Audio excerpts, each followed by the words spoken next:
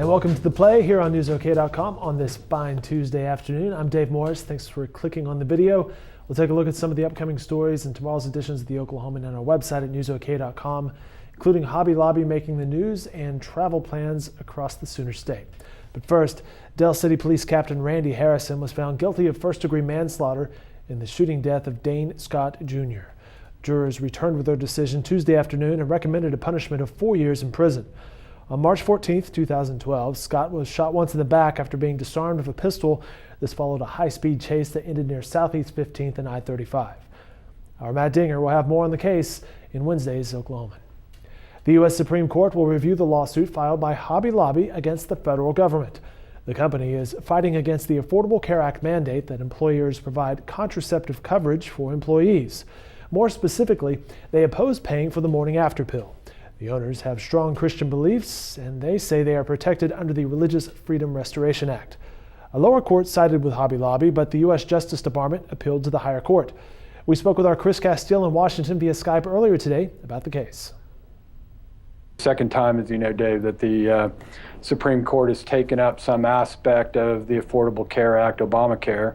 In the summer of 2012, they came down with a major decision on the individual mandate, upheld that, and but rejected the Obamacare's requirement that states expand Medicaid. So this obviously does not have near the impact immediately as those decisions did, though when you hear from some of the experts on both sides of this issue, they say the implications of how the court rules in this could be pretty big, and in terms of not just religious freedom, but also in how employers approach what they choose to cover. If the court rules that this corporation can use its religious beliefs to not cover certain contraception methods, well, what does that open the door to? So it'll be interesting. That was our Chris Castile via Washington on Skype earlier this afternoon. You can watch that full interview online at NewsOK.com. Tomorrow marks one of the biggest travel days of the year.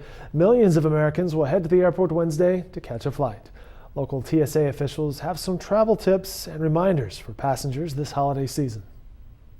Passengers should be prepared to be here 1.5 to 2 hours before their flights depart, to give them plenty of time to park, go to the ticket counter if they need, and go through security. It's not unusual at the busiest times of the day, like between 5 o'clock and 7 o'clock in the morning especially. Then also we have some heavy times during the afternoons to fill up the queue lines. And it looks like they're really, really long, but actually the queue lines are no longer than 15, 20 minutes here, which is very good. At some other airports, it's significantly longer. Thank you, Kim Wagner. Our Graham Lee Brewer will have more travel information in Wednesday's edition of the Oklahoman. It could be interesting this week with the weather across the country. Here in Oklahoma, temperatures will be close to 40 degrees on Wednesday with light winds, and we'll warm up in time for Thanksgiving with highs expected to be in the upper 40s and low 50s. Shoppers will enjoy mild temperatures again on Friday throughout the rest of the weekend. That's right, we're 2 days away from turkey time. Full holiday coverage of places that will be open in case you want to get out and eat on Thursday can be found online at NewsOK.com, and the rest of these stories in upcoming editions of the Oklahoman. Have a great night, everybody.